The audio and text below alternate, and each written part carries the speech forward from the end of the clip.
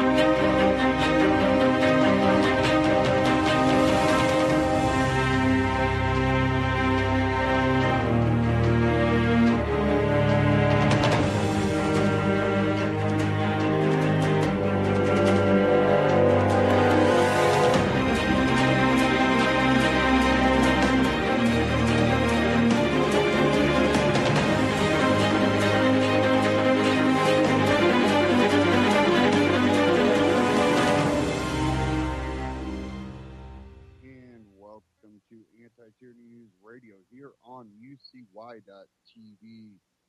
We're going to kind of jump into some of the foreign relations here. We have one whole issue here at home, and I want to get into that more in the second hour, but we're running into a lot of issues overseas. Now we had, Trump going around the Middle East and, the whole G7, the NATO, summit, all that. And when you look at it, it's pretty interesting. And while he was in Saudi Arabia, he came up with this $110 billion arms deal. And we'll kind of get into that. And I believe what he's trying to do is play a card in the Middle East. Our relations with Saudi Arabia are kind of sketchy at best. They're allies with us for benefits. And I believe that when they don't feel like they're getting the benefits, they tend to retaliate in many different ways. One thing they've been doing is they kind of went after our oil industry by cutting their own prices. I believe that's part of what played into some of this. And really, they kind of put themselves in a situation where they can afford to do that because it is cheap to get the oil out of the ground. But in doing so, too, they're also cutting revenue and, economic, growth by doing that. And so, people are just kind of holding back on spending, but they know that they're playing this for a reason. By doing this, arms deal where, maybe we play the card where, hey, you won't keep your oil prices so low anymore. We'll cut you a deal on some arms, and you agree to, kind of keep Iran on notice and keep them in check. That could have played into it. But we have all kinds of issues going on. One that I've seen out of ABC News today and other sources. I just happen to have the ABC one up right now. I believe that's the one that Drudge linked to, I believe. Two Chinese J-10 fighter jets came within several hundred feet of a U.S. Navy P-3 Orion over the South China Sea on Thursday, local time, U.S. officials said. The fighters flew 200 yards in front of the P-3 maritime surveillance aircraft with an altitude separation of 100 feet, U.S. officials said. Air crew deemed the intercept unsafe and unprofessional, and U.S. Navy spokesman Gary Ross said operations were able to continue unimpeded. According to U.S. official, the Chinese jets were weaving ahead of the American plane, an action that concerned the U.S. pilot. So we have surveillance over there. We also, continue to patrol. Basically, our Navy patrols many of the different straits and waterways for, the flow of economic traffic throughout the world. Something that many people, including myself, don't think should be our duty, nor should it, be our ability to claim authority to do that, because then are we not saying we are the police of the ocean, and if we want to block off something, we can do that too. So, and that, again, it goes to that authoritarian, warlord type attitude. Not saying that we, in times of need, we can't defend ourselves, but we also shouldn't antagonize problems.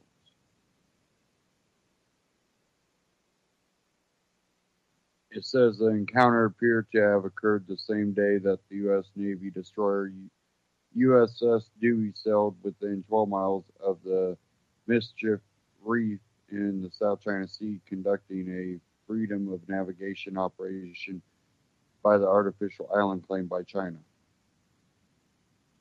You can read the rest of that at ABC News if you want to, or there's many sources out there right now on this story. We also have all the issues going on with North Korea, dealing with China. Now we also have Russia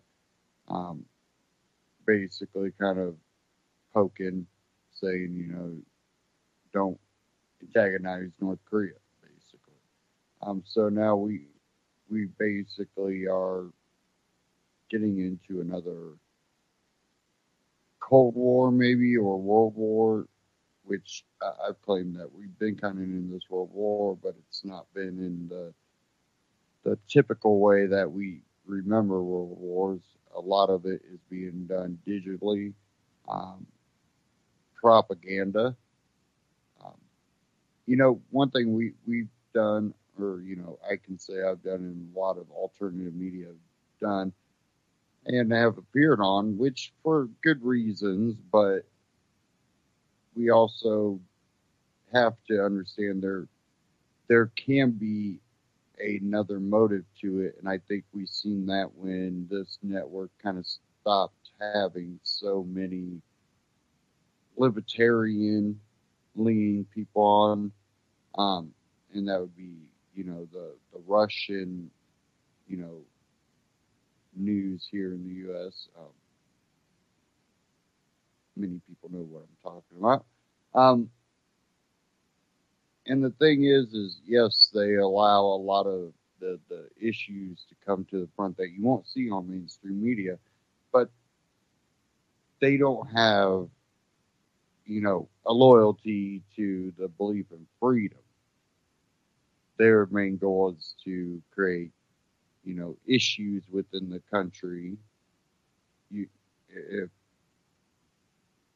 that's a, country that we're beefing with or having issues with, they have their own news network that's allowed to operate, which, people have to be smart enough to be able to go, okay, I'm not going to, destroy our own country and make it worse off for everybody here just because they want to make everything look bad. But I will, look into the issues they talk about and come to my own decision. Just like any information you get off the internet, take all of it with a grain of salt and really research what you're reading, and makes it a little bit better too if you want to discuss the issues with people you actually have some knowledge of what's going on.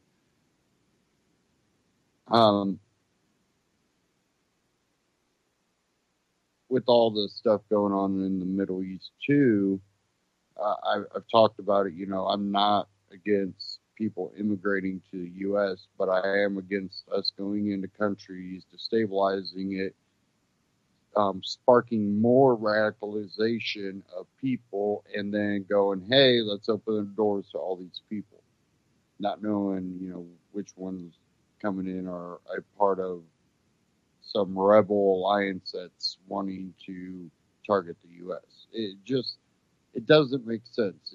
It's saying, hey, let's create an issue. Now, that doesn't mean I don't want, people from whatever country that want a better life to come to America because there's freedom here, which we're believing that's kind of going down the drain. Opportunities kind of iffy. So I'm looking at as we have to stop impeding in a lot of these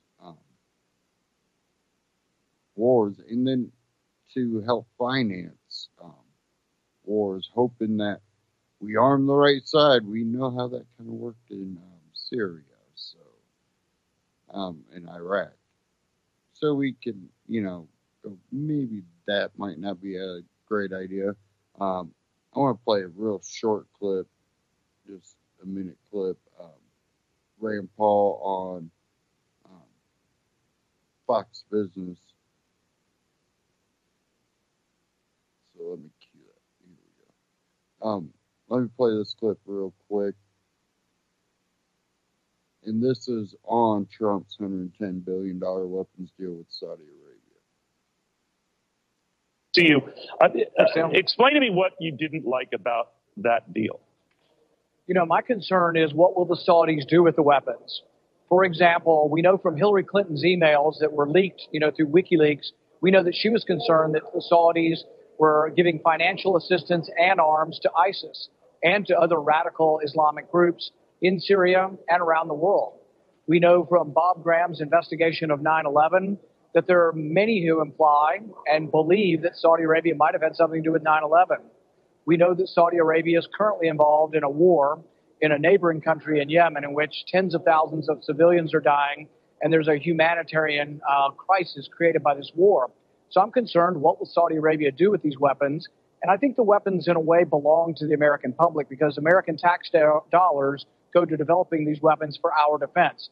So this isn't like trying to convince someone to buy apples from the United States or to buy tobacco from the United States. This is something that is intimately involved with our national security. We shouldn't sell weapons to countries who I think may well do more harm than good with those weapons. But what if they use those weapons to go after ISIS? Well, what if we know historically from the leaked emails from Hillary Clinton that they were using the weapons and giving them to ISIS? So I don't know that they're to be trusted. They have supported al-Nusra. They have supported al-Qaeda elements. They have supported ISIS in the Syrian civil war. Their concern is to promote their radical form of Islam, Wahhabism. And that is really a virus that is sort of spread throughout the world. It teaches hatred of America and intolerance. And I just don't think that's something that's in our best interest to support them. Earlier this morning, Senator Speaker Paul Ryan said that he did not agree with President Trump that James Comey was a nut job. What about you? My concern with Comey was that I think he politicized the investigation into the Clinton. Okay, I just wanted to play that part of the clip. Now, think about this too. They have this connection to 9/11. So one of the things that a lot of these young adults and teenagers have no idea about is the pre 9/11 America. A lot of these people, younger adults and teens and stuff, if they were alive, they were too young to really remember it as a young adult and, becoming an adult. And the way society was.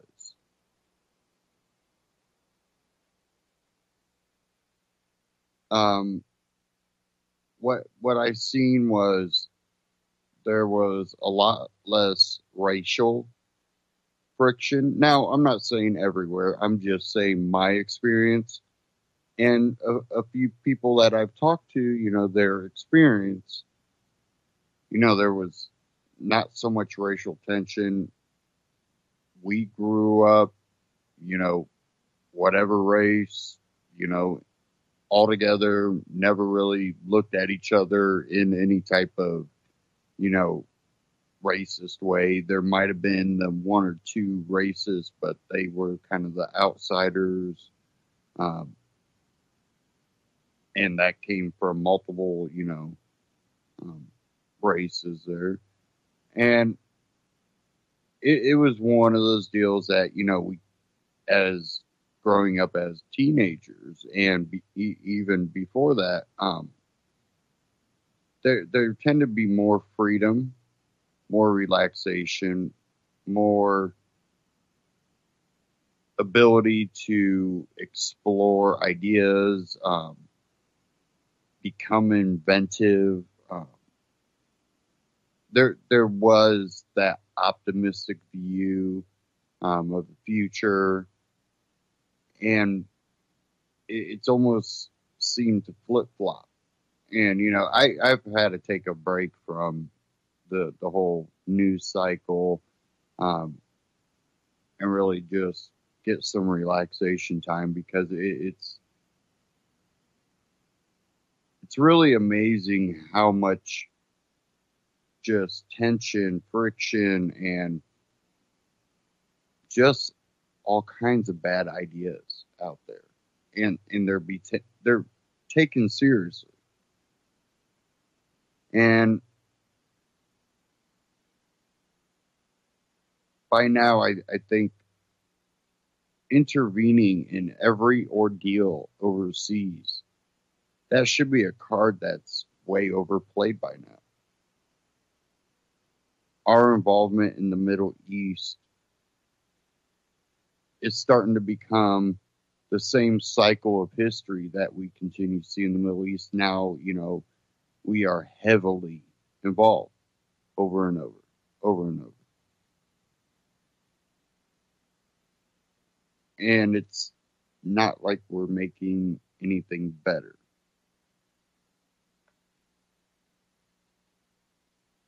I have a Ron Paul Liberty report I want to get into, because he had a special guest on, and it was Mr. Talib. I don't want to mess up his first name. Hopefully, I can't remember how to pronounce it exactly, so I'm going to let him introduce him. But he's the author of The Black Swan, and he talks about foreign, and he also gets into monetary policy, but how the push for war or conflict, and who faces the least amount of risk, and who really takes on a lot of the issues and the harm on all sides. Really, there's people that get to just kind of fade away and have their happy life every time. Well, even, the everyday person that doesn't have, security, secret service, like, a politician might have, or, the ability to have heavy security. I don't think, that the everyday person has that ability, and we get put at risk, like I was saying about immigration. Even though I'm not against immigration, what I am against is starting wars, creating, and fueling radical beliefs, and then going, hey, come over. That puts us at risk. And that's not a stab at immigration, that's a stab at intervention. And let's go ahead and dive into this Ron Paul Liberty Report. I think you guys will like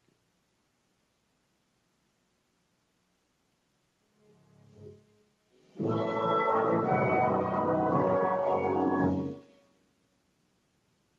Hello, everybody, and thank you for tuning in to the Liberty Report. With me today as co-host, Daniel McAdams. Daniel, nice to see you. Good morning, Dr. Paul. Good. We have a very special guest today, a friend of Liberty and a friend that I've known for several years now. And he's a famous person, though. He's really famous. One of probably the most famous people we've had on this program. But he's a writer, an author, an investor, and he's well known. And I think one thing he's best known for is a book he called The Black Swan. And that is Nassim Nicholas Taleb. Nassim, welcome to our program today. Thank you very much. I'm very honored to be here. Well, very good. This is a special day for us because there's a lot of questions that we have for you, and you have a very, very good understanding of economic policy, and you made it work for you, but you write about a lot of other things, too. In a recent article you put out, you used the word interventionistas, and I thought, well, that's a pretty neat word. It sounds like something I need to read. And Daniel, of course, was fascinated with that article, too. But there's a lot of things that we can talk about. I, of course, as Daniel is, we like to talk about foreign policy, but anything that you might want to bring up is fine. But we certainly want to, cover as many bases as we can. And the one theme that I got from your book is that about predicting about risk, and I find this very fascinating. The inability to predict risk of rare events. Yeah, but the fundamental point is that people don't learn from the experience of others. So someone who can harm others for a long time will never improve because he's not paying a price for it. And that's not how nature works. Nature works at the level of the cellular level. Well, people who are harming others also end up harming themselves and eventually leave the gene pool. So that's how nature learns, because the species learn that way. And here we have a class of people who recommend foreign policy and basically make all the mistakes in the book with impunity because they don't pay a price for it.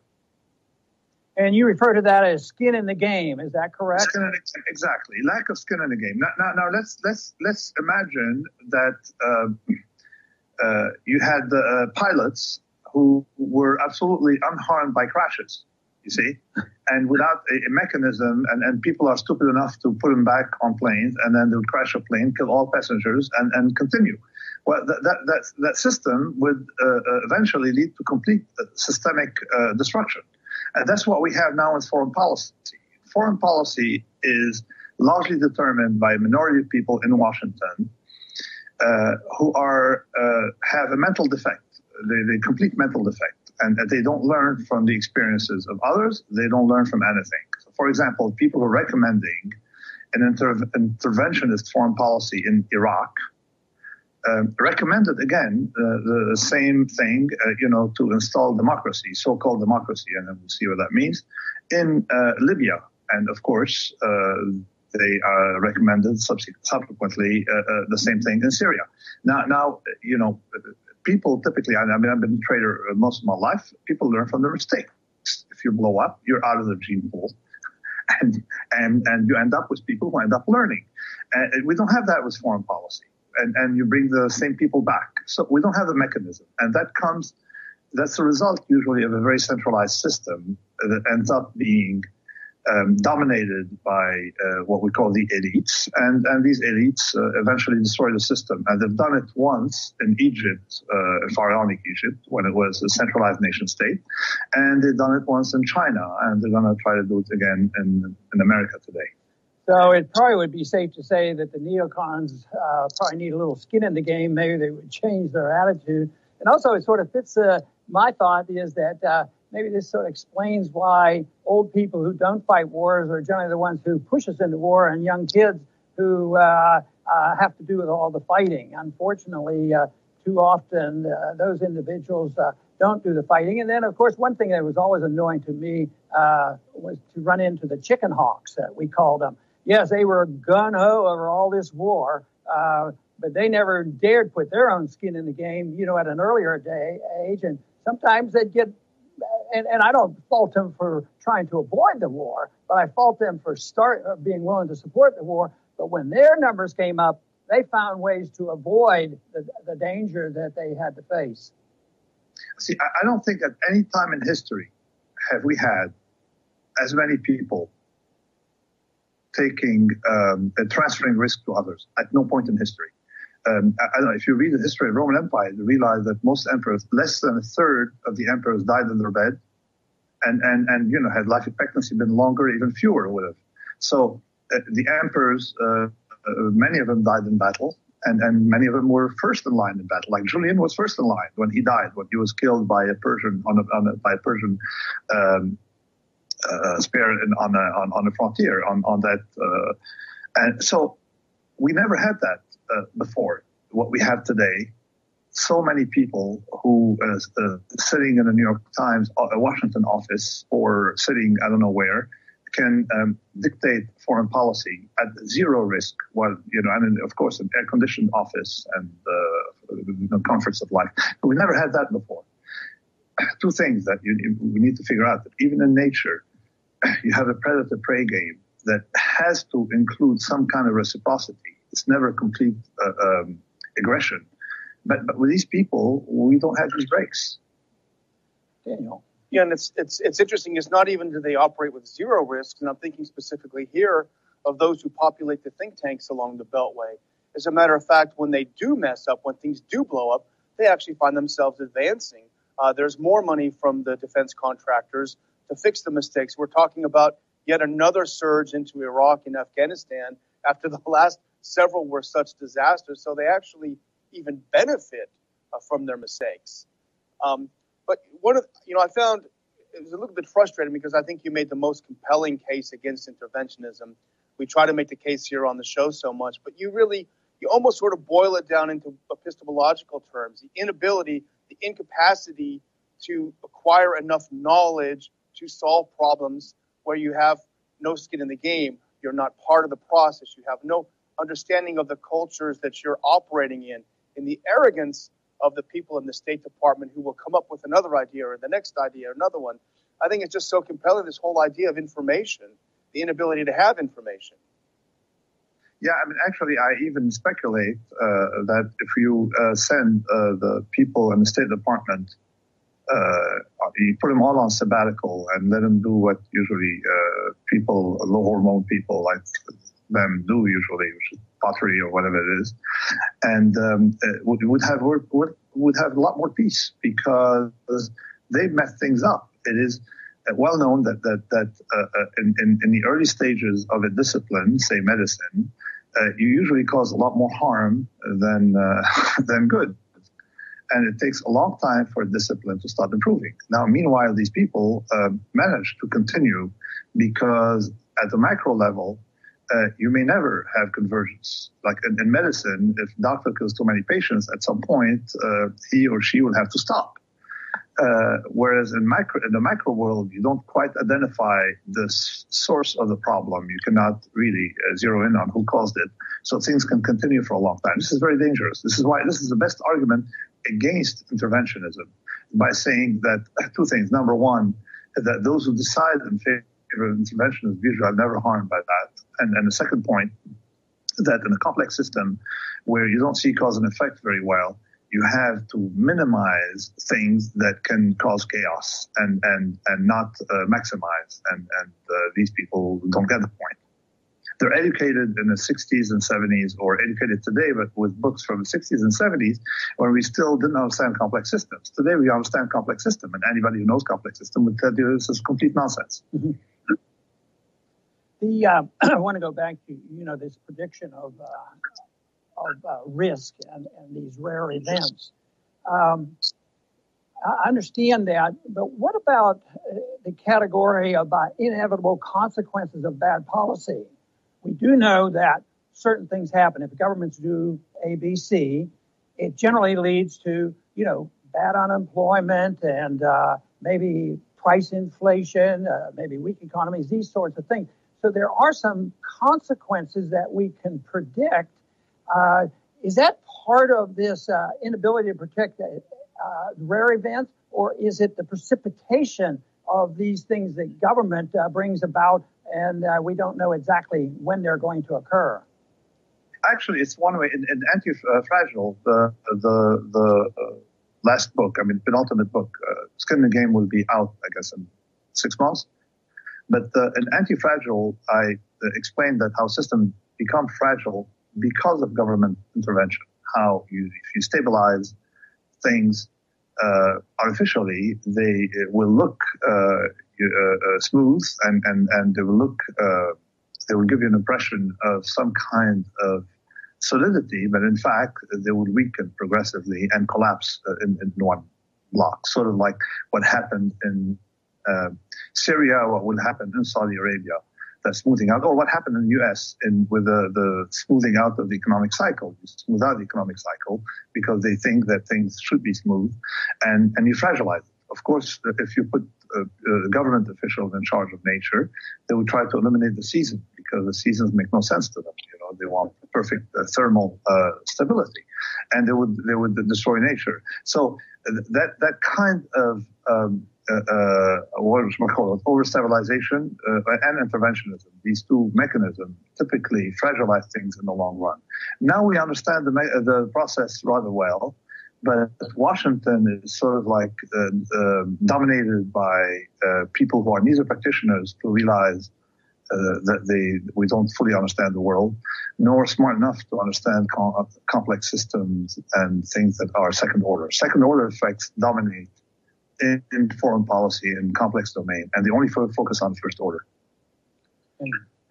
You've talked a lot about the idea of the ludic fallacy, the idea that you can't understand real life through gaming.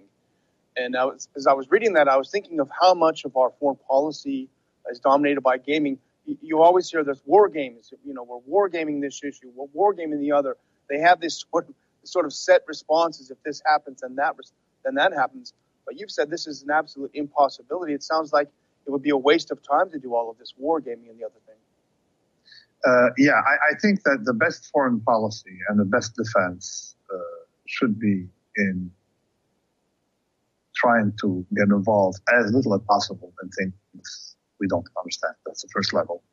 And the second one is, of course, to build strong defense. And with and include in your defense approach, that not just something that is physical, like military or building a physical thing, but other stuff. Cybersecurity is important. Actually, more important today than physical threats. Cyber threats are more important than physical threats, given that our system is very fragile to these kind of things because of interconnectedness, and also worry about biological warfare, which is vastly more dangerous than nuclear warfare. So I think that a good defense policy would be the best one. The first defense policy is to not intervene. That's the first one. Yeah. Don't mess with other people's affairs if you don't understand them, because you have consequences. Like, I don't know if you remember, but the story of the Iranians, they're still upset because the UK and the US intervened to try to change the regime, and they still remember it. And all they expect is some kind of explanation of what happened then and admission that it was a mistake. But we continue doing things like that. We continue trying to intervene like as we did in other places. So it's not like we just started with Iraq. If you look at the history, you realize that we're actually weakening ourselves by intervening in places. You create enemies, you lose markets. You lose market for your products. You create hostility for no reason.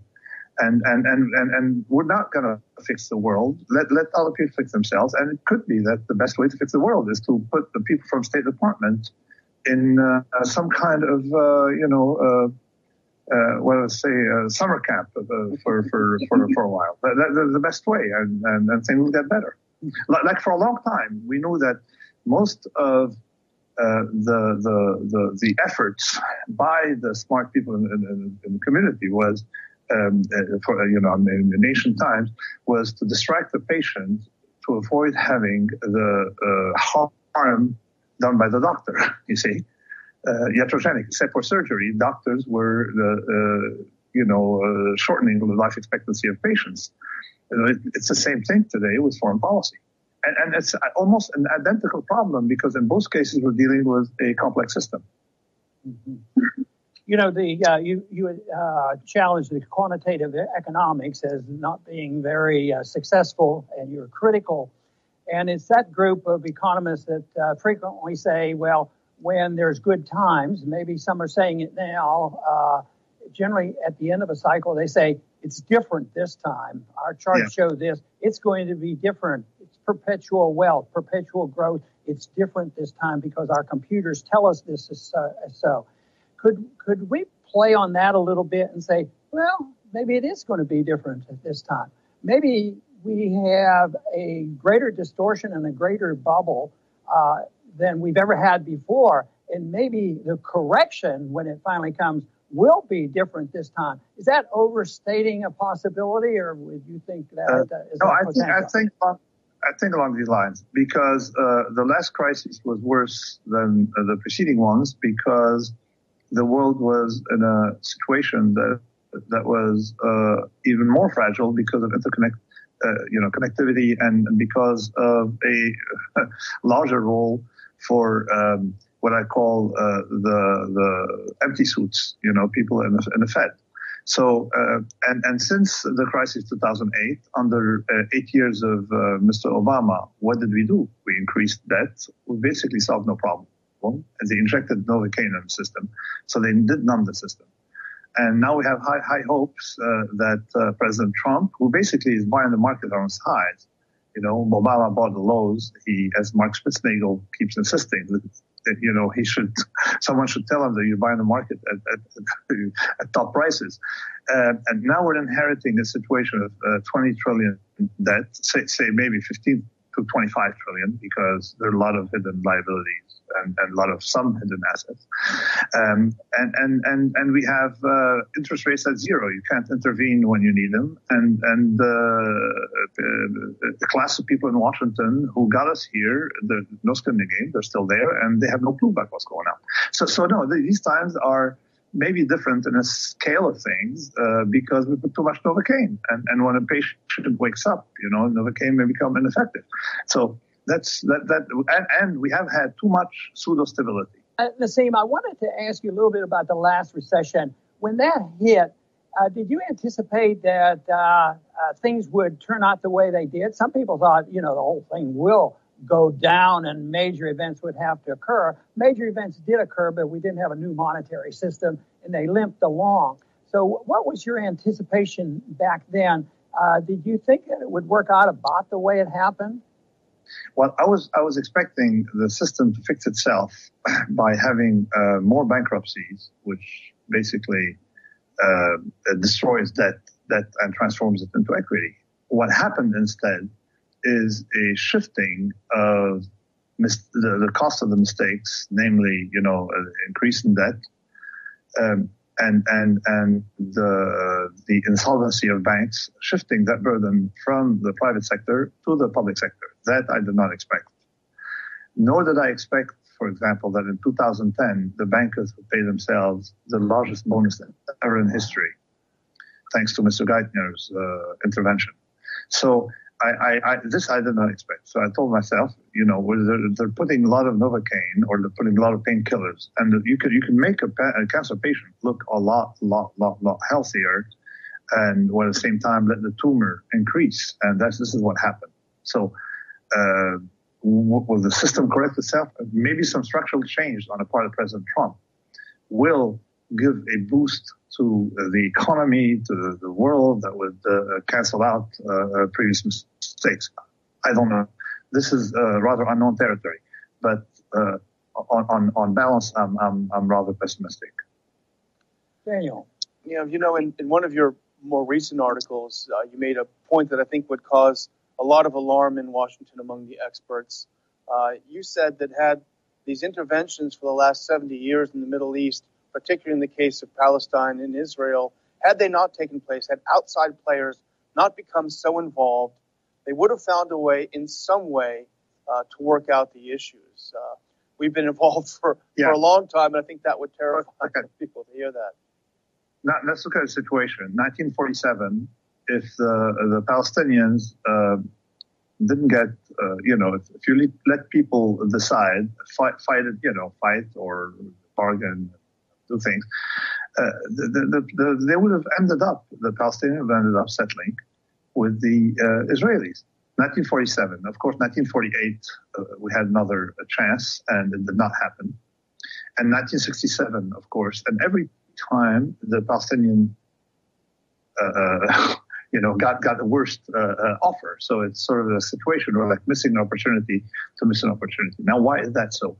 Because in an organic system, people end up working out differences because you don't want to jeopardize your children's lives by playing geopolitics because of grand principles.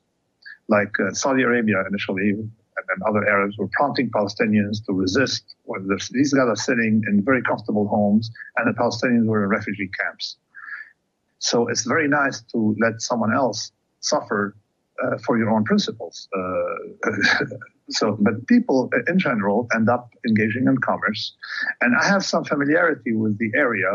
There's always been multi-ethnic, multicultural, and particularly the cities, the Mediterranean seaboard, whether Smyrna, Thessaloniki, Beirut, Alexandria, Sidon, Haifa.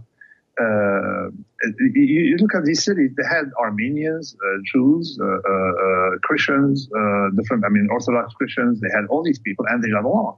Now you wonder, why did they get along? Because they traded. Because people there was no state to come and determine how they should conduct their affairs, what principles they should follow. People decided with their own preferences, and they traded. And trade is the best peacemaker. Now, what you end up having now is that people playing geopolitics, and I saw it during many wars when people play geopolitics, but the people on the ground don't really care about geopolitics. They don't care if the Iranians win or if the other side wins. They just want to have bread, good vacation, beer in the fridge, or if they're not, or non-alcoholic beverages, a good life, not live in tents or live under the shelling. So this is what I think, and I wrote a piece on it that was welcomed by both Israelis and Palestinians. They all said, "Yeah, it's right. You know what? If they leave us to their own devices, we probably would have settled, or would settle now." It's just that's this idea of having Tony Blair and all these people try to build a career for themselves, and of course eventually make some money on the side from claiming to be a broker. It doesn't work. You need skin in the game. Let people skin in the game decide on both sides. I want to go back to the economy and the bubble that we're in and the correction that's going to come eventually. When it comes, give me an idea when you see that or how it's going to evolve. And will that be a time when the whole system of the Federal Reserve be challenged and that there will be forced into some monetary reform? Or are we going to limp along for another couple decades with patching up this system? And if that happened, where we got to the point where the dollar was rejected and we had to do something, would it be the end of our financial world if we ended up with either no Federal Reserve or a Federal Reserve that couldn't monetize debt? I think that okay, if you were going to want to write a story of incompetence, you'd write that of the Federal Reserve. For the last 30 years, especially on the Greenspan, who claims to be libertarian. I mean, I don't know which books you've read. Definitely not the ones on my shelves. But so Greenspan, after the crash of 1987, discovered that you can stabilize the markets immediately by lowering rates brutally, and that's what he learned to do. That was by like 300 basis points instantly, and seemed to make the system do well. And I doubt that's the reason. I think that the crash was just market experience crashes, and he continued using that hammer. You see on everything he saw. So eventually, people started thinking that the Federal Reserve was the savior, the panacea, everything. There's no panacea, and it did effectively create distortions, and asset price inflation. That is. The asset price inflation didn't start under Obama. It started under George Bush, or actually it was there before. Lowering rates in such a manner leads to, of course, distortions. People can't buy a house. So if we didn't have a Federal Reserve, we would have been a lot better off. You see, the price of money is, just like any good, would have been negotiated between people and would have had its own cycles. But that's life, cycles, and people adapt to cycles, and they learn how to deal with things, and they learn how to trade. And now we've had these people, and then they ended up with their monetary policy under Obama, and we saw it here and in UK that had the effect of. And you look at that at some point, the price of real estate in New York, the median price was monstrously down and the average price was monstrously up. What does it mean? It means that a few apartments went from 2 million to 10 million and the rest was drifting lower, okay, for the lower middle class. So what they created is when you lower interest rates, people jump on assets, any asset that that has a little bit of yield, interests them, and then start paying up for these. And that's and that's not something they saw. They didn't realize that it increases inequality. They didn't realize that low interest rates, and we have no evidence that 1% interest rate or 0% interest rate is much better than 4% interest rate. We have no evidence. We have no idea how that works. They use, and whenever they use quantitative methods, they use statistical techniques that are neither robust nor particularly rigorous. So I don't know on what grounds they're lowering rates. They did lower rates. On what grounds they're acting that way. So without a Federal Reserve, can we do okay? I'm sure that currencies, just like other things, can be spontaneously created between people, and we eventually may have some kind of organic order coming with electronic currencies, Bitcoin or some other coin or some other thing that would replace government. You see, you cannot have incompetence, serial incompetence for a long time without some kind of pushback. We have had an incompetence on the part of that, what we call the elite. And then, of course, interventionistas are just part of that larger elite of people who have no contact with anything. Because of lexicon, again, no contact with reality. And somehow we end up with rejects who can't be in business, so we're running our affairs. And these metastatic, bureaucracies start going in weird directions. You can see in the IMF, the World Bank, all that stuff. Mm-hmm. And Brussels, of course. And now we have a pushback against them. It started in India, continued in the UK, it hit in the US, and even in France. And when you think in France, how many votes did Le Pen collect? Well, it's a lot of votes. Okay, a lot of people unhappy with what's going on. So we're heading in a direction of people wanting to have a direct control of their affairs without Uberized control of their affairs, and currencies may emerge spontaneously. You don't need a government to set the price of something, and you can use anything as to exchange goods and services. Well, go ahead. Sorry. No, I was going to say I think it's a great analysis, and if you have have a closeout on that to finish that thought, and then we'll be needing to go. Could you close that up for us? I would say that I'm okay. When I said earlier I was pessimistic concerning the state of financial markets. It doesn't make me pessimistic overall concerning the state of the world affairs, because I think that the future will be a libertarian dream, where we're going to be able to destroy what needs to be destroyed and build what can be built, in an emergent, organic, self-organized way. I think that it's a new era. When Ron, when you ran for election, we were still victims of the New York Times. The world has spent 50, 60 years where the news were one way, whereas traditionally, organically, news are two ways. He who gets the news also transmits the news, and we have that now on Twitter. I think that the social media is bringing us back to the old days where you can have no control of, and you can't have the control of the state or that class of people, the useful friends of that order, like the New York Times, CNN. They cannot control us. I mean, Trump was elected in spite of 263 out of 264 top newspapers wanting him to lose, and that will continue. So this is very, very optimistic, because this will lead to many more things concerning how the world is going to be managed in an organic Hayekian way, and I'm very optimistic in that sense. Well, that's a wonderful way to finish our little program here on a positive note. And I want to thank you, Nassim, for being with us today. This has been very interesting. I hope we can do it again someday. Thank you very much. I'm so honored to be here. Thanks. Okay. And I want to thank our viewers today for tuning in to this very important interview with Nassim Taleb. And please come back to the Liberty Report soon. Ron Paul Liberty Report, RonPaulLibertyReport.com, and Ron Paul Liberty Report on YouTube. Check them out, subscribe. Now, to kind of start off with the whole interventionistas,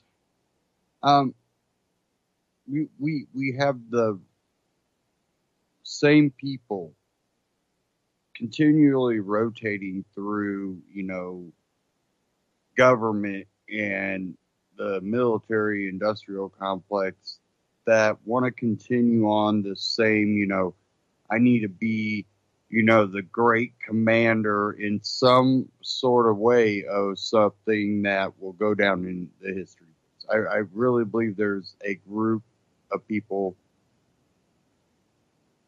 that do that, and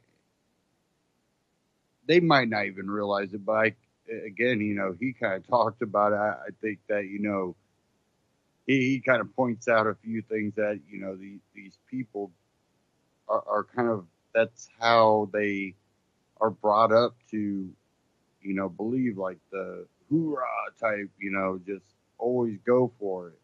And, it's not in dissing the military. I believe there's a lot of people that join the military because they want to protect freedom. They believe they're fighting for freedom. I think that they're being manipulated and used, and I think it's unfortunate. And I think they don't see it as much until they come back and they have to struggle and deal with the VA, and now you're not out there, in the field, or you're not, moving your way up the ranks. Sorry, we'll get to you. And most people, veterans that I've seen, they've had nothing but issues with the VA. And anything, like even getting, checks, or, a lot of them have had issues. So, you do, though, get the people that they're working their way up, because that is how they are raised to believe. You work your way up, you get to this, you lead an army. What if there's no war going on? Well, nowadays, Are we not always at war? We don't declare wars. We intervene. We change the wording, and now we can act like it's not what it is. So these are, the issues we're facing. And then, we have to deal with, we got immigrants fleeing, and we're just going to start letting them in. And it's sad because it's one of those, catch-22. You feel bad. You feel like maybe it's unmoral to let them in, but then you also realize that by doing this without any way to verify, are these people a part of the, terrorist organizations? No, well, we'll just go ahead and let them in and monitor millions of refugees.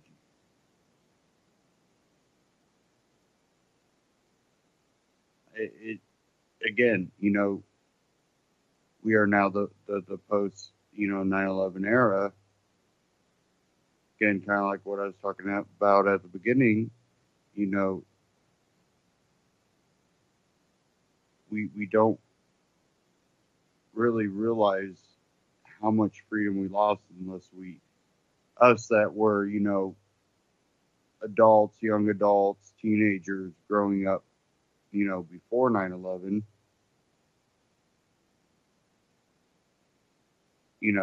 we can step back and go, this is not what we expected to see in the future. This is not what we were hoping to see.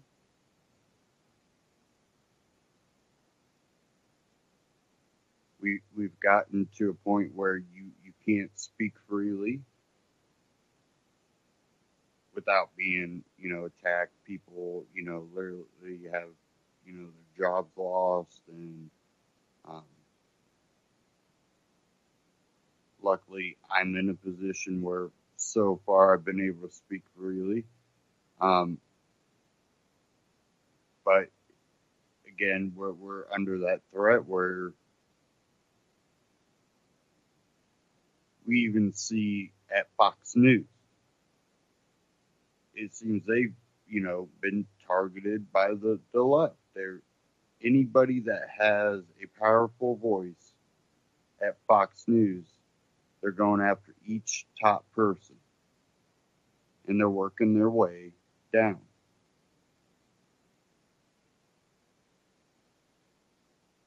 And that's a organized effort.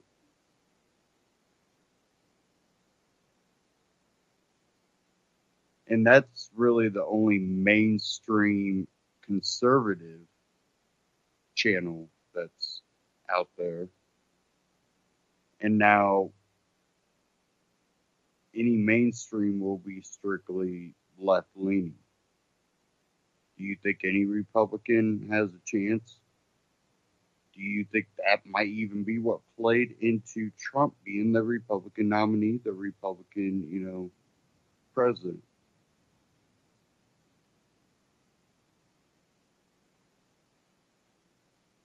And there's a lot of people that had a lot of hope for Trump, and they're kind of looking at it now, going,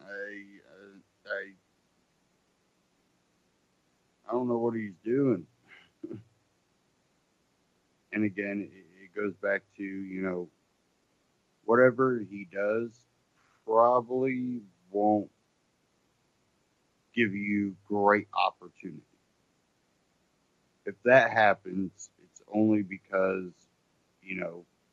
people in the U.S. side and business owners and entrepreneurs decide, I'm going to just keep growing and let's see what we can do.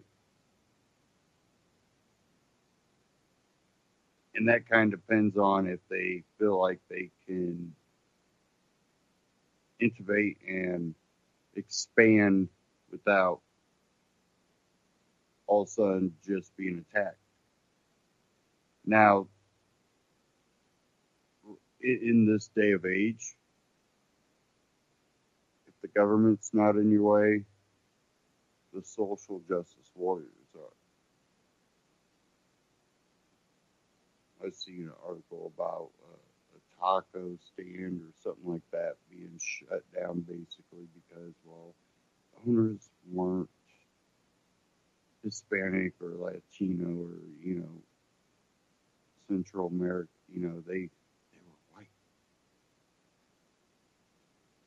So that's where political correctness is going in some places.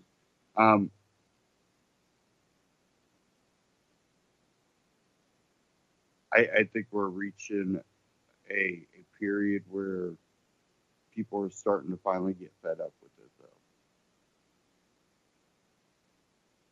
More and more people are just, they're tired of it. Feels like we have let a whole bunch of bullies out of the cages to run them up. And that's really what we've done. They run around yelling justice and freedom, and at the same time they abridge everybody's rights.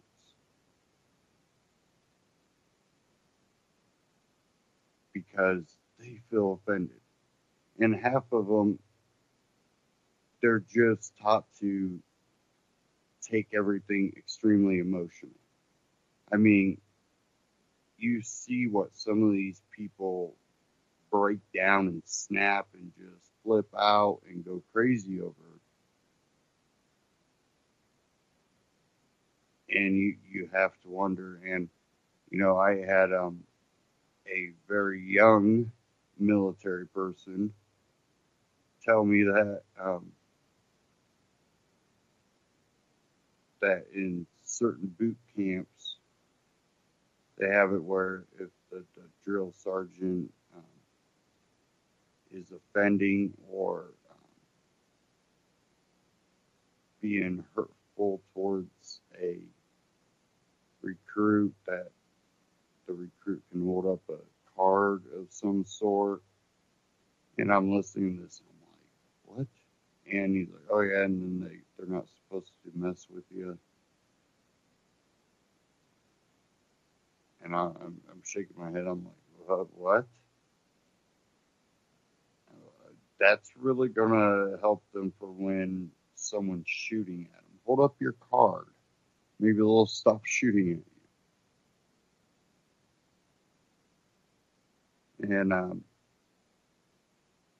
that's how far this, political correctness and don't offend anybody has gotten. What are we going to do for the future?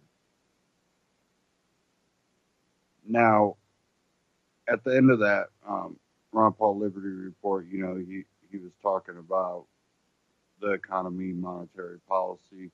And one thing that was brought up is the bubbles. And I also had read an article from Foundation for Economic Education.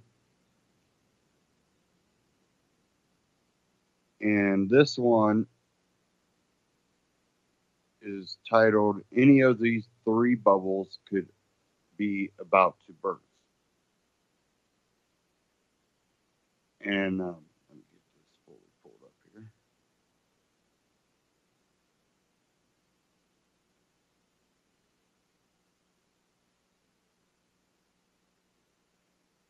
Okay. It said, moral hazard, easy money, cheap credit have never produced good results. History is littered with examples of financial disaster brought about by monetary manipulation, originating in central banks and then spreading to other parts of the system. One would think that the 2007-08 credit crisis, whose effects have not quite weathered away, would teach politicians, central bankers, corporations, and consumers something about the causes of credit crunches and meltdowns. Think again. The world's 4 largest central banks have pumped more than $9 trillion into the system since the last financial crisis and brought about a world of absurdly low and even negative interest rates. The incentives generated by those policies and their effects, moral hazard, easy money, cheap credit, will lead to at some point to the bursting of a new bubble. Which ones? It's never easy to say, but the United States has seen an unhealthy growth of subprime credit and credit in general in 3 markets: credit cards, auto loans, and student loans. It would not be a surprise if one of these brought about the next credit crunch. Big debt. Total credit card debt has surpassed the 1 trillion mark for the first time since 2009. Student loans now amount to a total of 1.4 trillion, and auto loans are not far off at 1.2 trillion, an amount that dwarfs the pro-financial crisis peak. Over the past 5 years, U.S. corporations have issued more than 7 trillion of new debt, showing that the incentives created by those perversely low interest rates go beyond the markets mentioned before. However, the consumer credit markets are the ones already signaling distress, so we better pay some attention. Capital One, a big lender to subprime borrowers, particularly through credit cards and auto loans, has had to write off a lot of debt lately for a total of more than 5% of its outstanding loans, the level usually considered the threshold of a very dangerous territory. The auto loan sector is especially alarming.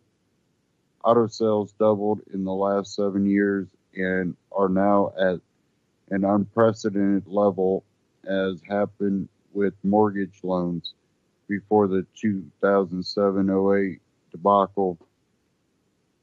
Money was thrown around in the form of auto loans with no down payment and extended periods. Predictably, the industry is now experiencing defaults. Delinquencies are at the highest point since 2009. The result is a heavily increased supply of used cars that have driven down their price. A large part of the auto industry, including manufacturers who lend money to purchasers and retail companies, rely on the sale of securities backed by used cars to fund their operations. Rental companies also rely on the sale of used cars in order to purchase new ones.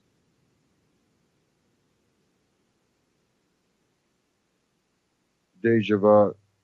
These symptoms point to risks not dissimilar in nature to what was happening before the housing-related financial meltdown.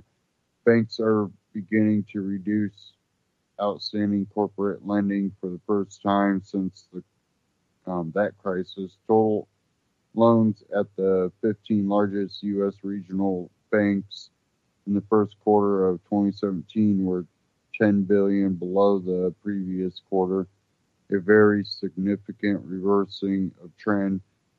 Standard & Poor's downgraded 1,088 companies in the United States last year, and analysts are predicting a wave of junk debt defaults, perhaps encompassing 1 in every 4 high-yield debt issuing companies.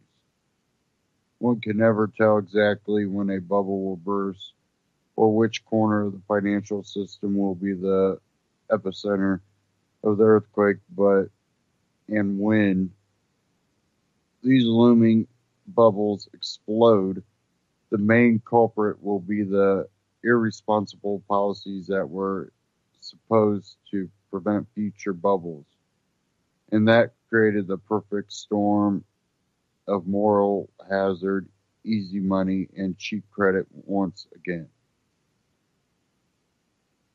And, you know, I was talking about something to this point with one gentleman, and I also, you know, had a concern because I know people that have been, you know, keeping their bills paid. They keep up with everything. They do want a little bit of a line of credit so that, you know, they've already experienced, you know, a fridge or something go out. And, you know, one said that their washer went out. That's like the third washer, but they buy used washers because they can't afford a new one. And I've also, you know, have people that are trying to get their credit up because of that. And when this happens, those people that have been, you know, responsible don't get that credit anymore. How the credit system, you know, works here, it's very, you know, the more credit cards you have, that you just put a little money on all of them and keep the minimum payment, you know, paid. And the more you have, you know, the better your credit score go, kind of backwards. Where people that might have a lot of assets, but always pay cash for all their assets, and well, their credit sucks because of it. They've not used enough credit to have a credit score. They can't, you know, just go out and get a loan. You know, I've seen people that were responsible have to get, you know, pay for a secure credit card just to get their credit up so they can get a loan. And that's pretty backwards from people I know that have multiple credit cards, and they'll run them up halfway and they'll keep it there until they get money somehow to pay one or two of them off. Then they'll slowly run those ones back up. Then next time they get enough money, they'll pay a couple other ones off. And that allows them to get more credit cards. So they can actually hold extreme amounts of debt, even though they can never pay it all. And that puts them in a bad situation. Definitely if the economy takes a tumble. But that's what happened in 2008, and we're basically doing it all over again. And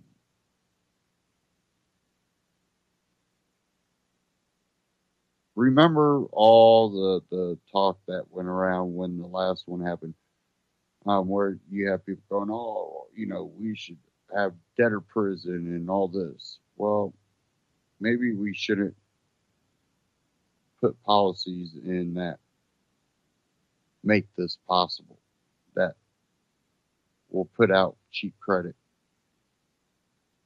Maybe look at our monetary policy that encourages more and more of this. And a lot of people don't know even what they're getting into. They just, this is what they're supposed to do. They're supposed to have credit cards. They're supposed to have a car loan. They're supposed to have a house loan. That's normal nowadays. But people that understand history understand that wasn't always normal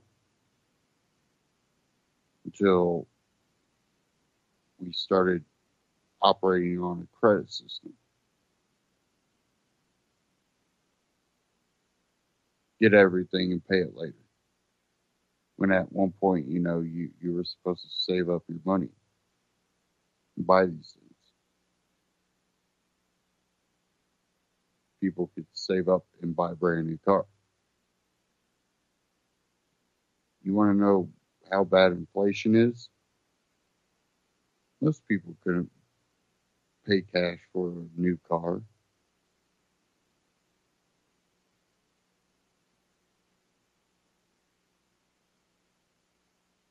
same jobs. They make more an hour, but inflation has surpassed what the hourly wage is.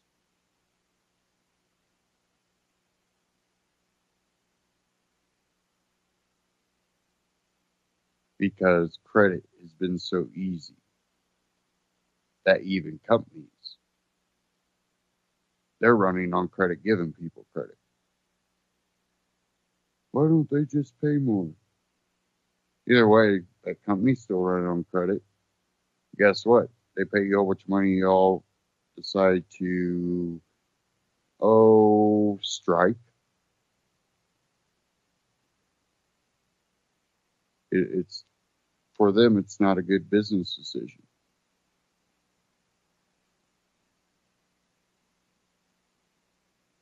Not when you can get low interest loans.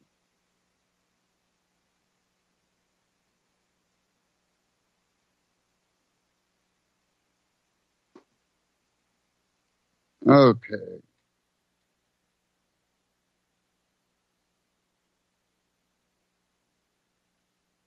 I wanted to get into something real. Get to it quick enough.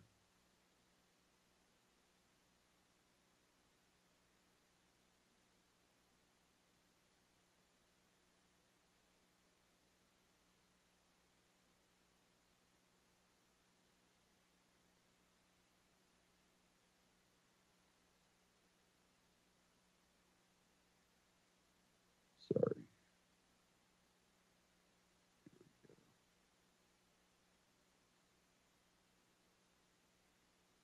I didn't have all this queued up yet.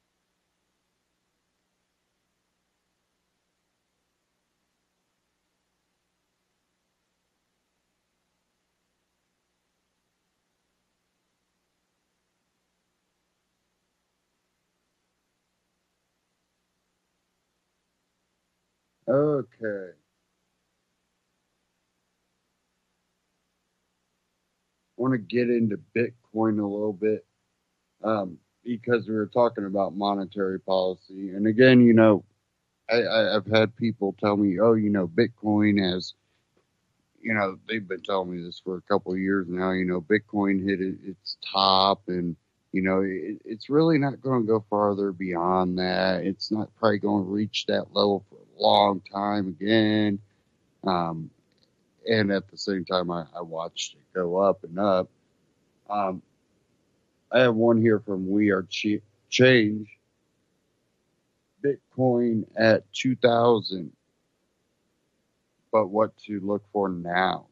And I think that price is a little inflated, but I don't think it's too inflated.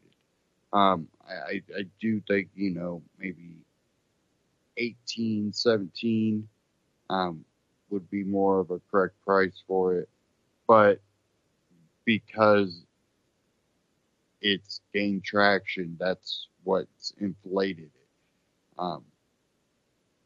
People get very enthusiastic about it. But again, it's going to probably go quite a bit beyond that. Definitely if markets start to shake again. And when I say markets, I'm talking about the actual, the trading, sales records, the consumerism. That's going to shape a lot of it because what our economy is based on is consumerism producing.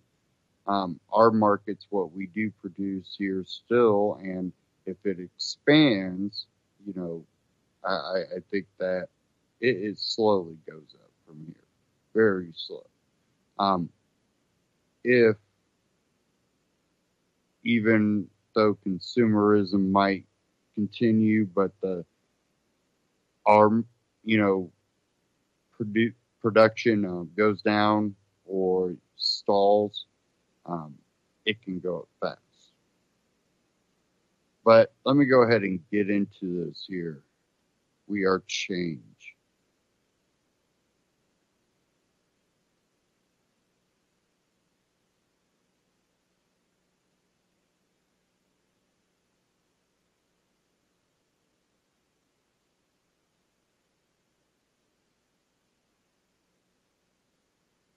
This is Luke Gradowski of We Are Change that are here in very sunny and bright London, England. And I'm here with Joby Weeks, who's a Bitcoin miner and entrepreneur. He just came into town randomly. We're walking down the street. We're going down here, and we see a Bitcoin ATM. And as you know, Bitcoin has just gone up to $2,000 per Bitcoin. And in this video, we want to talk about why that happened, some of the pitfalls because of that, and also a very important lesson on how Joby lost hundreds of thousands of dollars because of hackers. We don't talk about hackers, no. And how you could also make sure that that never happens to you. Now, Joby, first of all, I guess you're pretty excited, $2,000 per Bitcoin. How did that happen? Well, scarcity. You can't just print Bitcoin out of thin air. So, it's a deflationary currency. So over time, the supply goes down and demand goes up, which makes the value and the price go up. So lots of people are really excited about the blockchain and Bitcoin and are using it now. Over $1 billion a day is transacted right now all around the world. People are doing all this commerce, all this business outside of the banks. We finally don't have to use the banks anymore to do business, bro. And it's truly a global currency. My wife and I have been just, we see you on Facebook traveling. We've been traveling nonstop, spending Bitcoin all around the world. Hit up, what did we do? About 241 cities last year, 211 cities the year before, about 120 countries now. And everywhere we go, we spend Bitcoin. I saw Joby hanging out with Mayweather, like on TMZ, and he's talking to him about Bitcoin. So Joby is definitely on the inside when it comes to all the latest information about Bitcoin. He definitely has the go-ahead and the knowledge and the insight about it. But there's also a lot of people saying the transactions and the blockchain size are going to be a hindrance, that there's possibility of quantum computing making Bitcoin irrelevant. There's a lot of skeptical talk about Bitcoin now as well, especially when it's at an all-time high.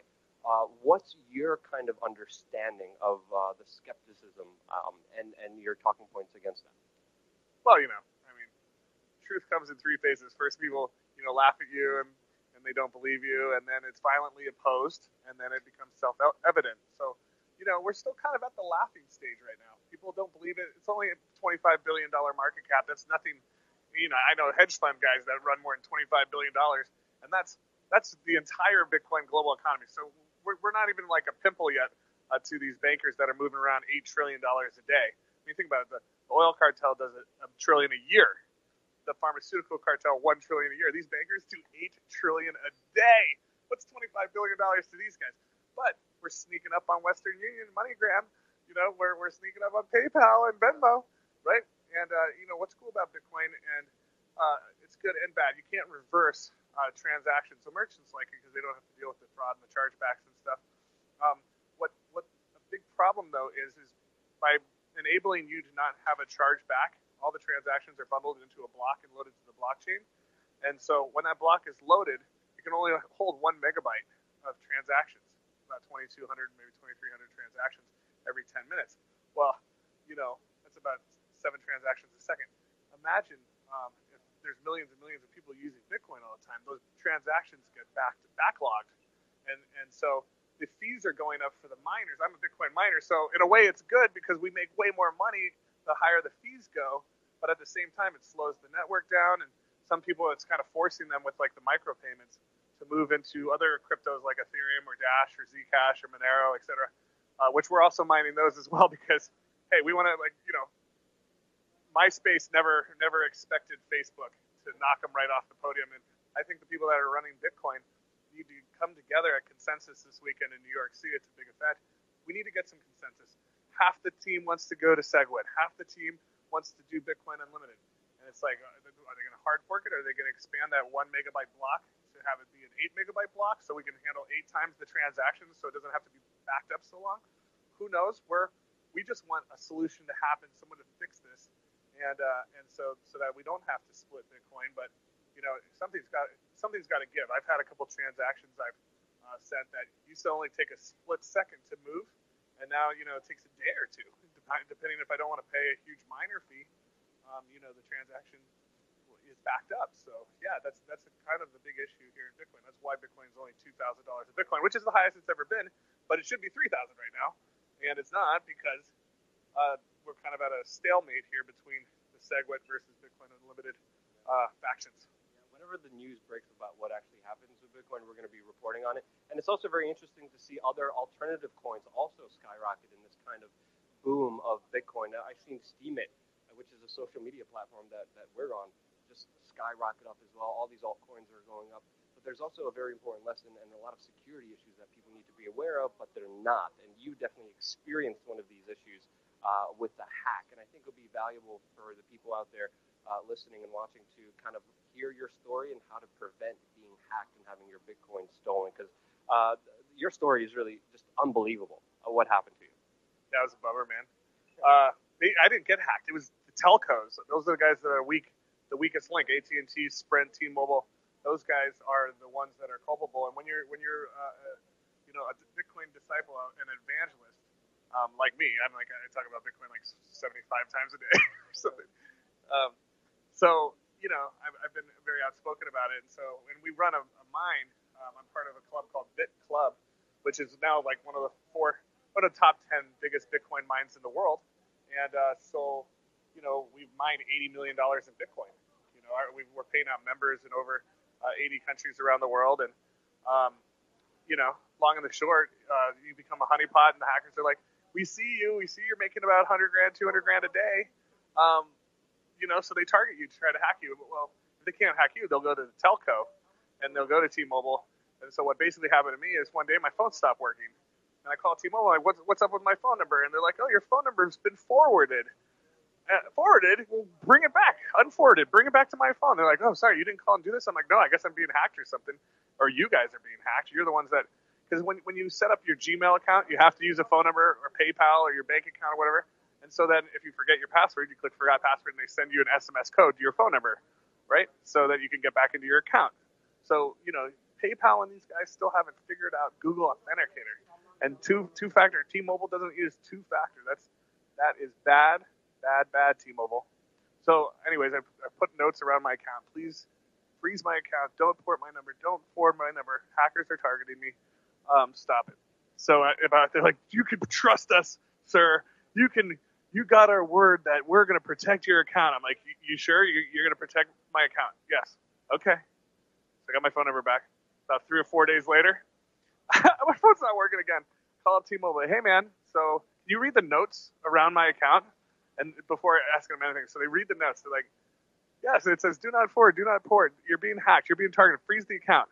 And I'm like, yeah, okay, cool. Thank you for reading the notes around my account. So what happened to my phone number? My phone's not working again. They're like, we ported your number yesterday. I'm like, you guys, so what happens is, they port the number, the hacker gets the number. You forgot password on your Facebook. Boom, now you're into Facebook, into Gmail, into my AOL, and next thing I know, I'm locked out of all my accounts. I go to my Bittrex, which is a trading platform for various cryptos, and I had some money on there. I had 125 Bitcoin stolen from me out of there, about 1,000 or 2 of Ethereum and a bunch of Ripple and Monero and stuff. So they cleaned out my entire Bittrex account, which another lesson is, never have your phone number associated to any of your Gmails, Facebooks, or anything. In fact, don't even use your number. If you really want to get technical, get a Google Voice number and forward that to your real cell phone number, and then just give out your Google Voice number, because those numbers can't be forwarded and ported. Don't use Authy. Authy, you have to have a phone number tied to it. And so, the telco gets hacked, then they can hack into your two-factor authenticators through Authy. So only use Google Authenticator. And another thing is put your private keys on like hard drive wallets like Trezor or Ledger, because then even if they steal your phone number, they still can't get to your Bitcoin. So little things you want to know that because these dinosaur corporations are so slow in taking action, which is why this class action lawsuit that we're bringing against them is going to pay out so well, because we've told them time and time again not to do it, and they keep not doing it, or they keep doing it, and then everybody gets hacked. I mean, Forbes magazine just did a whole article if you talk about how hackers are stealing people's phone numbers and stealing their Bitcoins, etc. So anyways, that's kind of the update. It was a painful lesson, but if you guys can protect yourselves from being hacked, then it was worth it. If there ever was a person who didn't deserve this, especially in the Bitcoin community, it was Joby Weeks. Me and Joby have been friends for a very, very long time. Ever since back in the days of We Are Change Colorado, when Joby was doing incredible work on the ground confronting Henry Kissinger. He helped even pass marijuana legalization. His information will be in the description below. And I think as an independent news organization, we're going to get into the Bitcoin space a lot more, especially since the YouTube adpocalypse and most of our revenue is now cut.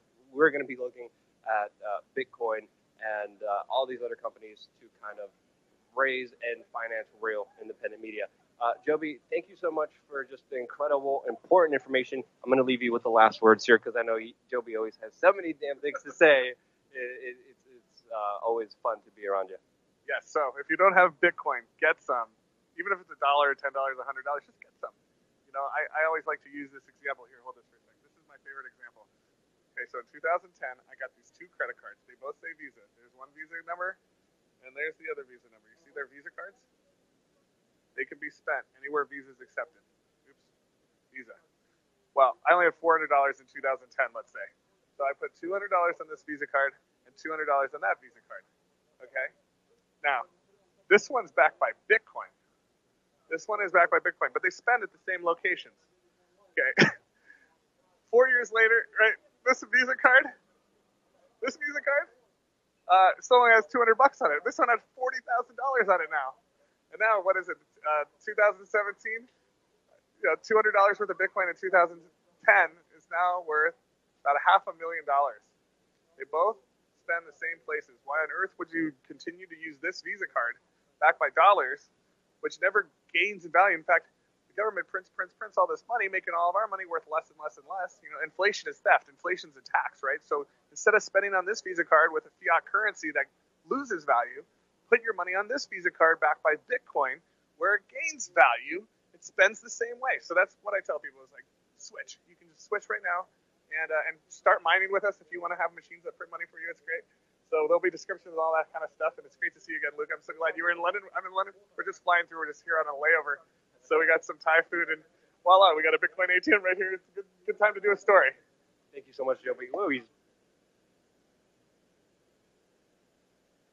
Okay, We Are Change.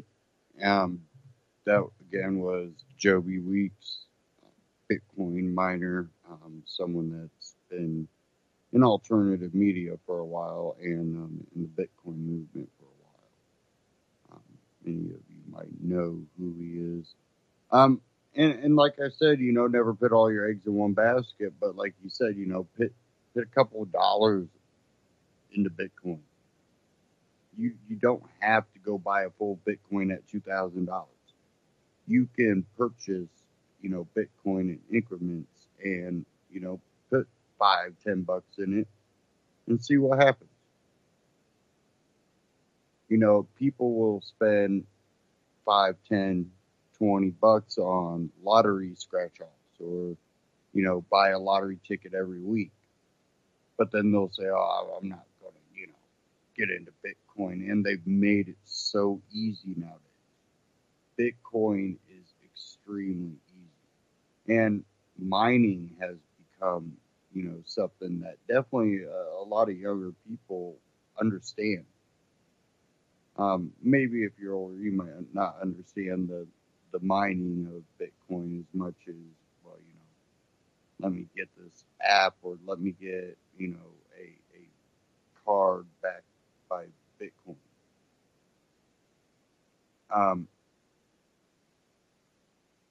It's something that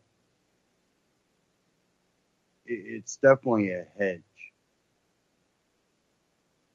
and potentially it can profit, which of lately it has. Even before it hit this mark, when it hit its other top marks and stuff, there was people that bought it at low prices and were able to purchase homes. Were able to purchase, some of them sold Bitcoin, some of them just, was able to find someone that would accept payment in Bitcoin. And they cars, homes, pay off debt.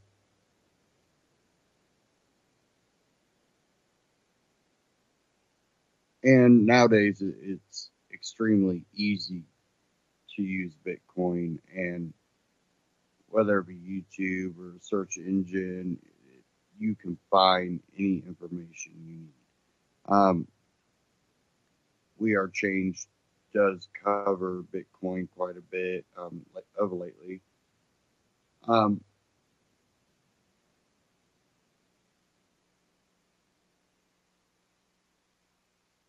to remember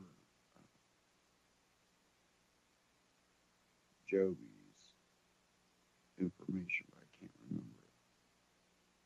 I can't find it here. But go check out that video, Bitcoin at 2000, but what to look out for now.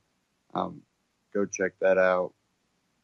We Are Change on YouTube, and you can check out wearechange.org.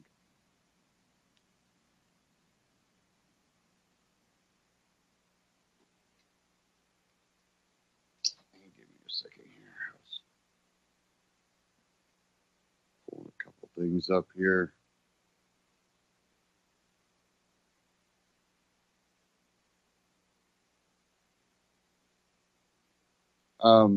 There was a breaking news, new bombshell. Kushner, Russian envoy, reportedly discussed secret communications channel between Kremlin and Trump team. That was out of Fox News.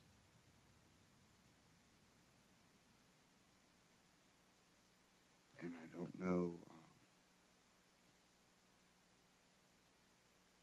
Let me try to pull up a couple sources here, see what is actually going on right now.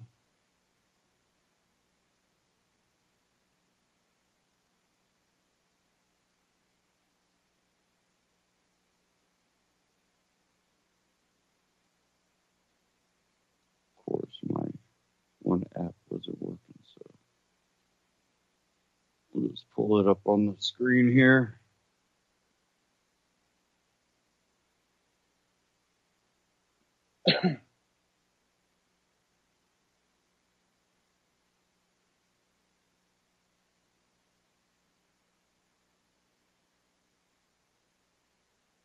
Okay, I have the article here now, Fox News.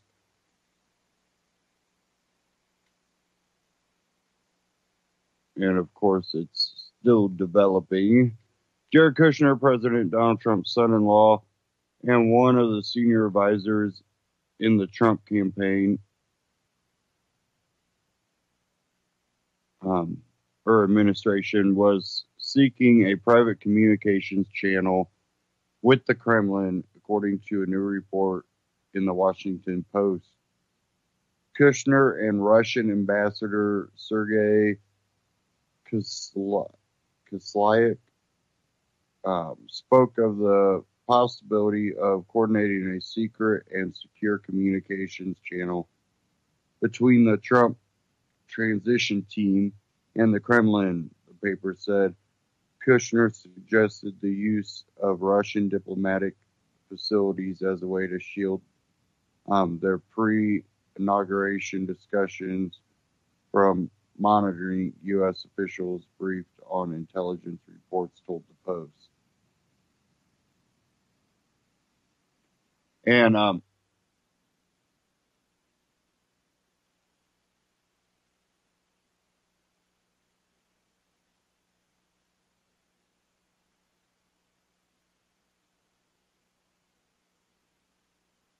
we also had one, the Trump sons that were talked to by the FBI, saying that outside sources, maybe Russia, I can't remember, I can't find the article here.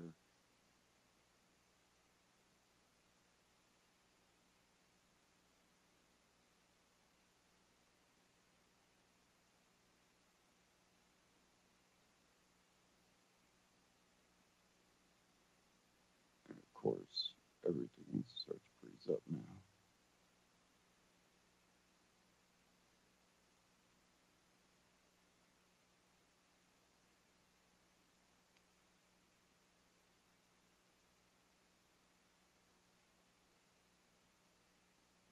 But I can't find the article. But so now we continue to have all this Russian collusion reports. According to that, they got evidence of it. Again, we're hearing reports that there's evidence, but you think with this much evidence, they would already be bringing charges or something. Well, they've been hyping this for so long. Whether there's any information or evidence, they have been pulling it the whole time. What have they been pulling the whole time? Is Trump impeachable? They've been testing the waters and testing the waters, pushing more, allegations and probing more people until they find something. Whether they know for sure that there was something, they just didn't know who, or they had a assumption and they're going to try to find a connection. It's another thing. Whether this is true or not, I truly believe that they are pushing for a impeachment. It seems like Hillary and Obama are actively working to undermine anything this president does. You have Obama traveling abroad. You have Hillary, making these speeches at these commencements.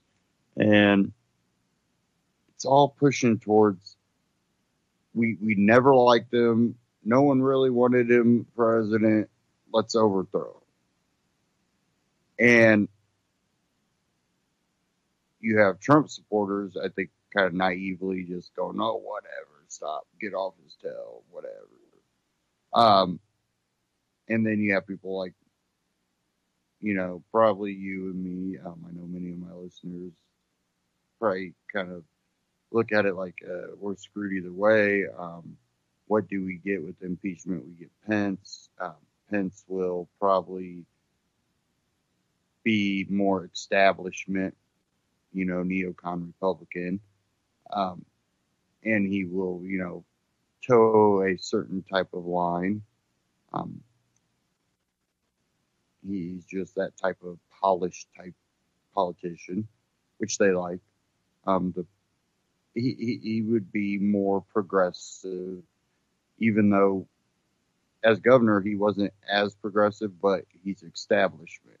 He understands what he needs to do in Indiana to, win the governorship, but he also understands what he needs to do at national level for the Republican establishment, progressive movement. And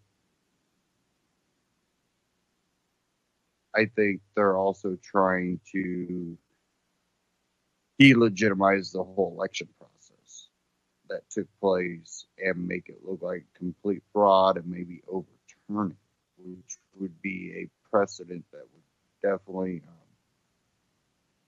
make future elections extremely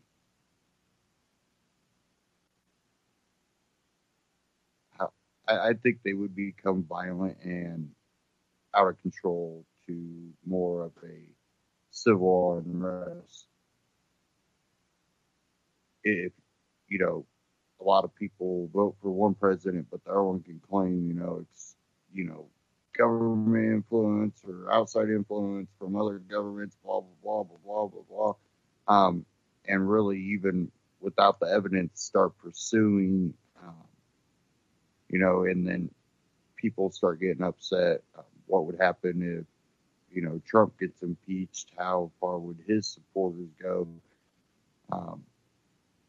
His supporters are very, very mixed. You have plenty that wouldn't, they'd be mad, but that's about it.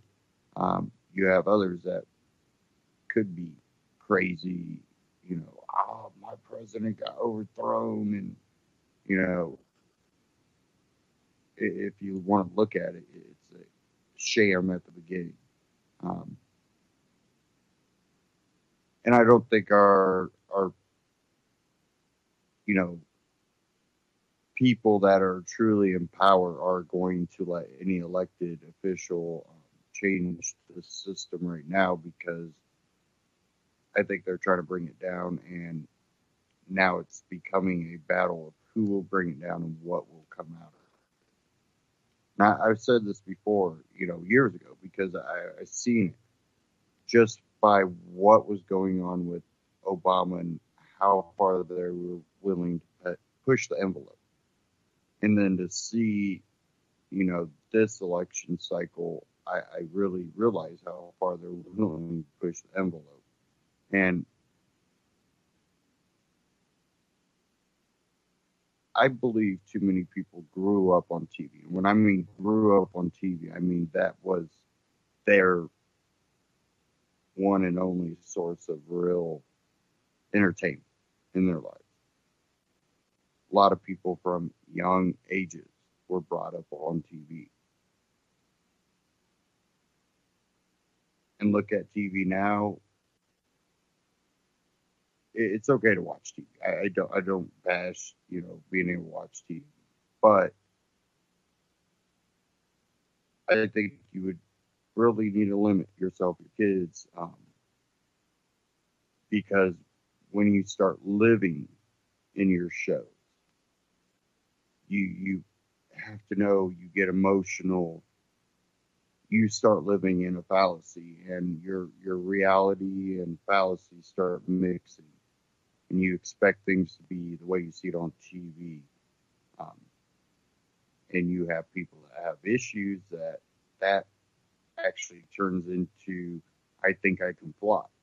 And that's not trying to mock on those people or bash those people. I'm just saying that everybody has some sort of, if they become so emotionally involved in TV itself, and you might be hearing a lot of thunder, storm rolling in. Hopefully, don't cut me off right before the end of the broadcast.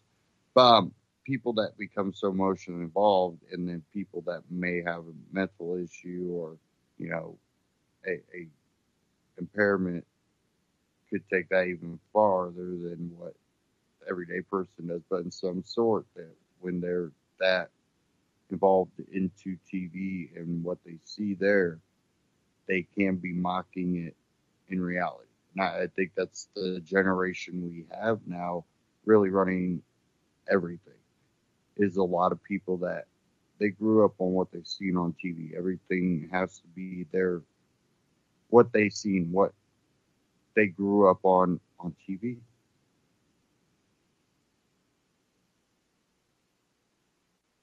And, it's not something that's new. We've seen it throughout American history since the invention of TV. We've seen it from theater. We've seen it from books. But I think that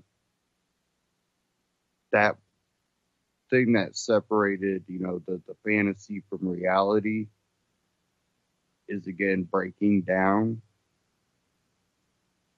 Something that, it's taken a long time to build that, a separation from, reality, and that fallacy, that if we lose that, we start going backwards.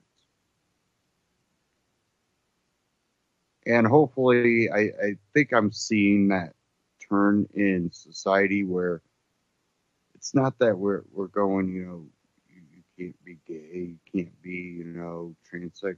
It's not even that. It's that, you can do this. Just we just don't need all the showboating, all that from any side.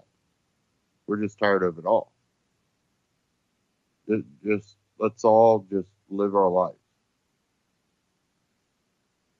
And you are seeing it starting to pop up. And you also see it with what happened when ABC decided they wanted to cancel Tim Allen's show. And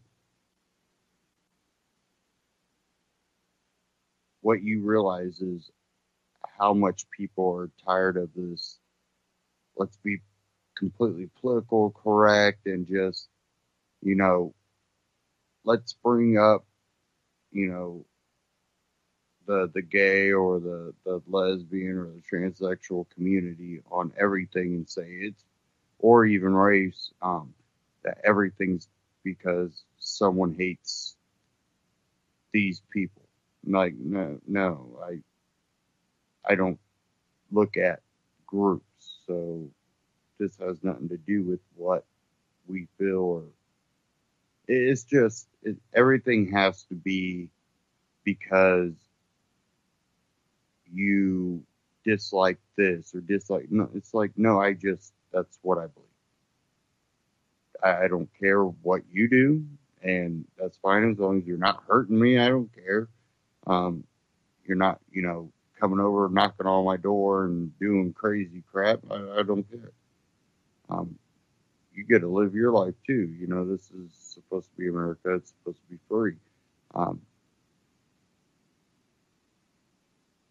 It's just sad that, we get this back and forth where people start trying to push things on others.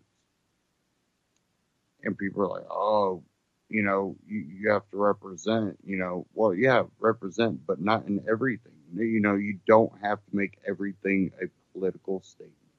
You don't have to make everything a political correctness statement. Because, again, we live in America, and freedom is also having the ability to have different opinions, different views, and have those views and still be able to allow each other to live the way they choose.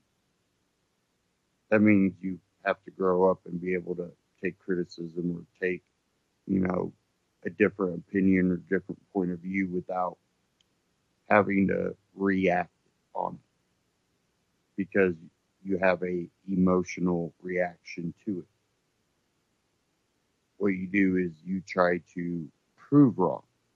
Oh, I don't like them because they make my part of town bad. We've heard that argument for racism, for, the gay community. But in reality, that's not the case. It's a way that a culture reacts. And we have many cultures here in America. And we have unique cultures here in America. And to embrace that, we can't try to force those. We have to allow them to exist. And if we choose to, if I want to go to Chinatown to check out Chinatown because I'm interested in, Asian and Chinese culture and, what foods they eat, that's one thing. If I choose, I don't like Chinese food. I have no need to go there. Well, then that's a choice I make. It's not a bad choice or a wrong choice. It's just a choice. But we have to stop feeling that we need to be offended by everything. Because by doing that, you're making things personal that aren't meant to be personal. And it doesn't coerce a better relationship between differing people. And I think that's what we need to start working towards. And I just seen lights flicker.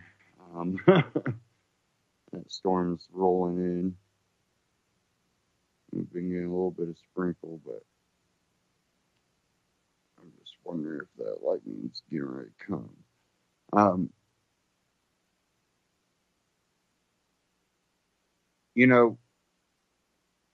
We have so many issues to deal with, and a lot of it comes down to, do we all need to really become so emotionally involved in a lot of these things, where the emotional involvement is what is creating the friction. It wasn't a issue before between people. It's the fact that now people think the other side shouldn't have these beliefs or opinions or lifestyles. And now, at the end of the day, the Federal Reserve is manipulating the monetary policy, stealing from people's wealth. You have governments starting conflicts and wars. And we continue to interfight. And this goes for both parties, whether it be Trump, Hillary, any of it. We're not looking for actual. Pretty good thunder there. We're not actually looking for a fix if we're willing to pick between these, even Bernie Sanders. Because what's caused a lot of these issues? More and more government control. You want government to solve all the problems. A lot of these problems that you want government to solve were put there by government. And sometimes, someone can't get something right multiple times. You realize they just can't do the job. That's not what they're built for. Government is not built to run an economy. Government is not built to, take care of people, make sure that they got bread on the table. That's our responsibility. But the more you ask government to get involved in things, the more you end up having to rely on the government to supply things for you. Be like, oh, this is a problem. Oh, that bread got contaminated and you didn't like it. You want us to get involved? We'll regulate the hell out of them, and that'll stop that from getting contaminated. Oh, by the way, bread's going to go up 20 times the price.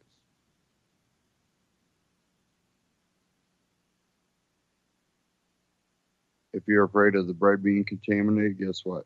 Start making your own bread. Or find a different supplier.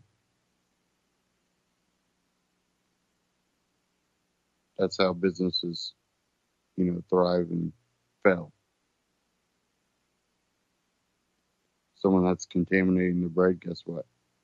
I don't think they're going to be in business long.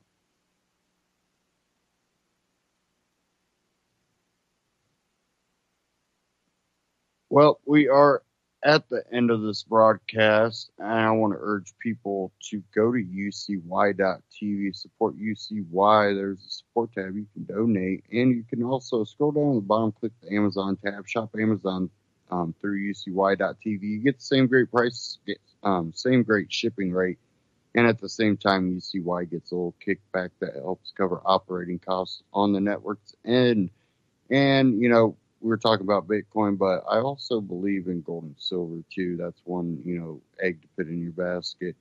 And my choice is Amagi Metals. If you go to antityrannynews.com/metal, that'll take you to Amagi Metals. And again, same great prices, same great shipping rate.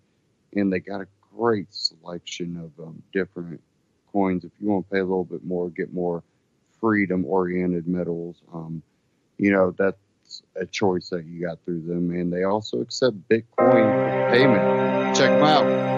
Take care. Have a Memorial Day.